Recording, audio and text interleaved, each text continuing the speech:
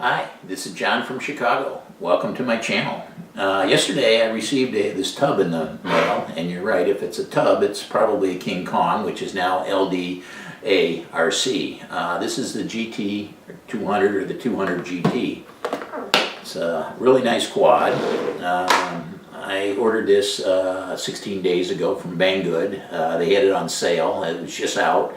And they had it for $150. It's still that amount, $150, but they allow you to use coupon codes. And I had a code for 10% off, so I paid $135 for this quad.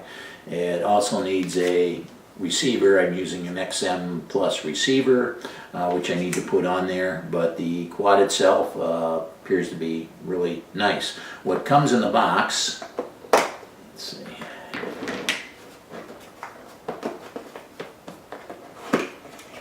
are propellers. They give you quite a few. It looks like they're giving you 10 propellers, so you'd have 2.5 sets. These are the 50-40s. They recommend because of the smaller motors on there, they recommend that you don't exceed the 50-40 motors or propellers. Comes with two connectors, one that you'll need for your receiver.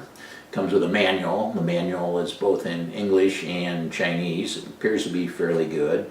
They give you some motor protectors, which I'm not going to use. That makes the propellers hard to put on and off to grip the motors. And there are some bumpers on the frame, which are pretty nice. That'll protect the motors. They also give you rubber bands to hold the battery on, and a Velcro strip, and some zip ties, and the battery strap that looks like it's a zip tie one. I'll probably use one with a buckle that I have. Let's see. So the actual quad itself, it only weighs 190 grams dry weight. The way they do that is the frame is real lightweight. It's a 54-gram frame. It's unibody. It's 4 millimeters thick, like most 5-inch frames. The width of the arms are 12 millimeters, so a little bit narrower than some of your removable or replaceable arms, but because it's a little wider, I think it's going to hold up. The other way they reduce the weight on here is the motor size. Most 5-inch race quads use a 22 series motors. These are 18 series or 1806 by 2500 kV. The other item on here is the VTX. That's a little weak. It's a 16 channel, and it's switchable between 25 and 100 milliwatts. And there's no display. It's just 3 LED lights that you go by color to figure out what the channels are. You compare it to the chart in the manual. They do give you a really nice camera on here. It's a Runcam Micro, not a clone. And the bottom board is the ESC 20 millimeter format, and it's 20 amps. The flight control board is a F4 flight control board, and it has OSD. So they're bringing you an OSD on this version here, the 200 GT. I was able to pick up a frame a little over a month ago, and I built my own copy of it. I haven't gotten this quite flying yet. I'm putting a little bit bigger motors. I'm using 2205, the Hyperlight 2205 by 2522 kV motors. They weigh a little over 5 grams more per motor, or probably 22 grams more overall. The other thing is I'm upgraded the flight control, or the VTX on here. I'm using a AKK FX3, which has your MMCX connectors, which are really nice, and it also has 3 power levels. It's 25, 200, and I believe 300 milliwatts, and it also has smart audio, so you can change channels in your goggles. On my copy here, I'm using a 20 amp, or I think it's a 28 amp ESC board and an F4 flight controller, and the camera I'm using a Fox Tier, one of the Pros, Micro Pros that are out there, $20 cameras. So that's my copy of it. I want to see which one of the two flies good. Oh, I'm having difficulty getting the third board. This cockpit was designed to have only a two board stack, and getting the third board on there, the actual board is hitting the aluminum canopy. So I got to figure out how to get 2 more millimeters out of it. I got to put a spacer under the back to raise it up, or take a little notch out of the aluminum. If I can't do that, I have a fallback option, and that's to use an Eachine TX02 VTX. It's 200 milliwatts, and I think it's 40 channel, and that will fit in the little space on the bottom, but it won't have smart audio. But that is an option to get the thing flying. So let me put the receiver on and hook it up to Betaflight and get all the settings put in there, and we'll take it out for a test flight.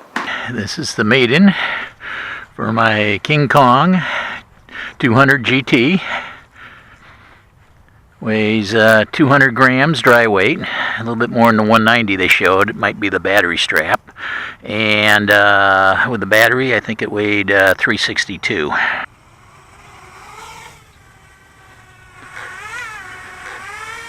Pretty quiet.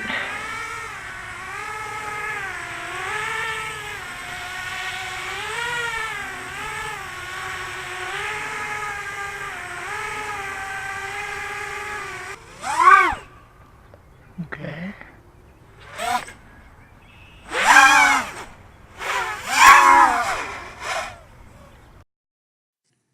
Here is the FPV portion of the site. The first thing you notice is it's fun to fly, and it's not intimidating. I think a lot of people are really going to like this. It is agile and fast. They basically took their 135 model and upsized it to a 200 millimeter size. I'm surprised no one has built a quad like this in the past. Not sure if the VTX came from the factory on 25 or 100 milliwatts. You have to take it out to look at it to see where the solder joint is. But it occasionally breaks up once you get out past 150 meters. So basically, anything close in, it's going to work great. The following are my pros and cons. The first thing pro would be it is fast and agile. The second, it's lightweight. It weighs 200 grams or under 200 grams dry weight. It has long flight times because of the light weight of the quad. You can get up to 10 minutes. I was typically getting 5-6 minutes on a 100 milliamp or 1000 milliamp hour battery. The quad is also quiet until you start to bend the props, and it makes a little bit of noise. And finally, it's a good quad for the money. For under $150, I don't think you could beat this. For cons, they're not major.